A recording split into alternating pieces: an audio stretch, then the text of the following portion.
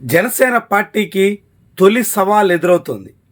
2024 assembly ఎన్నికల్లో భారీ విజయాలు సాధించి 100% స్ట్రైక్ రేటుతో అధికార భాగస్వామిగా ఉన్న పార్టీకి ఇప్పుడు క్యాడర్ ఎలా కదులుతుంది అనే పరీక్ష ఎదురవుతోంది. సభ్యత్వ కార్యక్రమానికి పిలుపివ్వడంతో ఇప్పుడు జనసేన పార్టీ మెంబర్షిప్ వ్యవహారం ఎలా సాగుతుంది అనేది ప్రశ్నార్థకంగా కనిపిస్తోంది. 2024 అసెంబ్లీ ఎన్నికలకు ముందు జనసేన పార్టీలో చాలా పెద్ద స్థాయిలో ఉత్సాహం కనిపించింది. విపక్షంలో ఉండగా ఆ పార్టీలో ఉధృతమైనటువంటి వాడి కనిపించేది.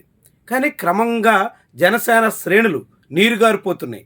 శ్రేణులే కాదు, ఆ పార్టీ కార్యకర్తలు నేతలు కూడా నెమ్మదిగా జావగారిపోతున్నారు. కూటమి ప్రభుత్వంలో తమకు ఖచ్చితంగా తగిన స్థాయి దక్కుతుందని భావించినటువంటి వాళ్ళంతా ఇప్పుడు నైరాశ్యంలో కొట్టిమిట్టాడుతున్నారు. చాలామంది నియోజకవర్గ స్థాయి ఇన్ఛార్జులే నీరసంగా వ్యాఖ్యానాలు చేస్తున్నారు. డాక్టర్ బిఆర్ అంబేద్కర్ కోనసీమ జిల్లాలోని కొత్తపేట అసెంబ్లీ నియోజకవర్గం నుంచి అసెంబ్లీ టికెట్ ఆశించి చివరిలో భంగపడ్డ బండారు శ్రీనివాస్ ఏమంటున్నారో ఒకసారి వినండి. స్వచ్ఛందంగా మీరు చేసిందే ఇంకా బాధపడేది ఏంటంటే మీ అందరి శ్రమని మిమ్మల్ని ఇబ్బంది పెట్టినమాట. ఎందుకంటే నేను అతను నమ్మాను, మీరు నన్ను నమ్మారు, బాగా నమ్మారు. కానీ అతను నన్ను నమ్మలేదు, మనల్ని నమ్మలేదు. అంతే. కొత్తపేట మనం చేయలేము ఏమనుకున్నాడు ఆయన తీసుకోలేకపోయాడు. కోనసీమలో ఓసీ కోర్టు కూడా తీసుకోలేకపోయాడు. సారీ, క్షమించండి. ఇలాంటి నాయకులు ఈ తీరున మాట్లాడుతున్న తరుణంలో జనసేన పార్టీ సభ్యత్వానికి శ్రీకారం చుట్టింది.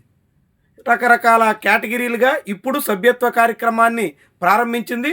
గతంలో ఉన్న ఉత్సాహం ఆ పార్టీలో కొరవడినటువంటి నేపథ్యంలో ఎలా సభ్యత్వం ముందుకు సాగేను అన్నది కీలకమైనటువంటి ప్రశ్న.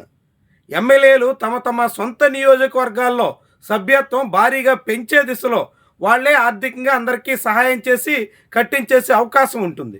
కానీ ఆ 21 నియోజకవర్గాలు మినహా మిగిలిన చోట జనసేన పార్టీ సభ్యత్వ వ్యవహారం ఎలా సాగేను అన్నది ప్రశ్నార్థకం. జనసేన పార్టీలో చాలామంది నామినేటెడ్ పోస్టులు సహా ఇతర అనేక పదవులు ఆశించారు. కానీ అలాంటి వాళ్ళంతా ఇప్పటికే భంగపాటు గురయ్యారు. వాళ్ళందరిలో చాలా తీవ్రమైన నిరాశ స్పష్టంగా కనిపిస్తుంది. ఈ తరుణంలో సభ్యత్వం చేయించేదానికి గతంలో ఉన్నంత ఉత్సాహంగా ఎంతమంది ముందుకొస్తారు అన్నది ప్రశ్నార్థకం. అదే సమయంలో స్థానిక సంస్థల ఎన్నికలు ఉన్నాయి కాబట్టి అక్కడైనా తమ మాట చెల్లుబాటు అయ్యే దిశలో ఇప్పుడు సభ్యత్వాన్ని చూపించుకోవడానికి అంతో ఎంతో కొంతమంది ప్రయత్నం చేయొచ్చు.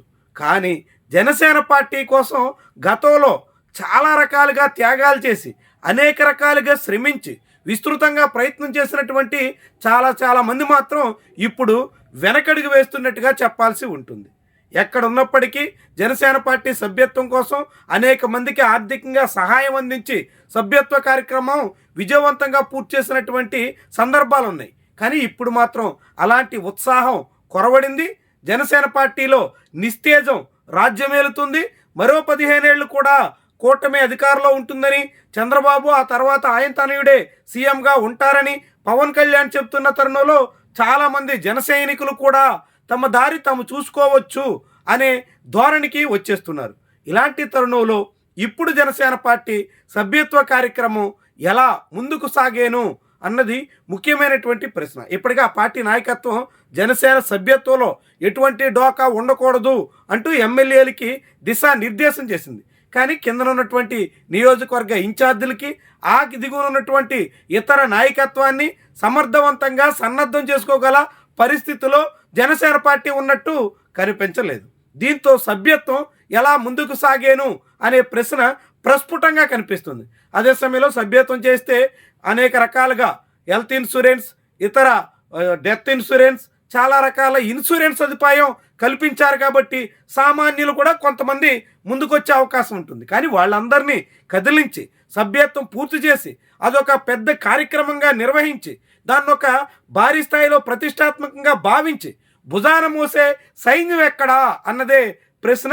మరి అలాంటి సైన్యంలో కదలిక ఎంత మేరకు ఉంటుందన్నది చాలా కీలకమైనటువంటి అంశం.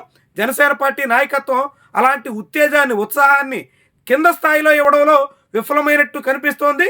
మరి ఈ తరుణంలో జనసేన పార్టీ మెంబర్షిప్ క్యాంపెయిన్ మొదలవుతున్నటువంటి నేపథ్యంలో ఏ దిశలో సాగాను, ఎలాంటి ఉత్సాహాన్ని క్యాడర్ చూపించాను అన్నది ఆ పార్టీ భవితవ్యాన్ని నిర్ణయించబోయేటువంటి విషయంగా మనం చెప్పాల్సి ఉంటుంది.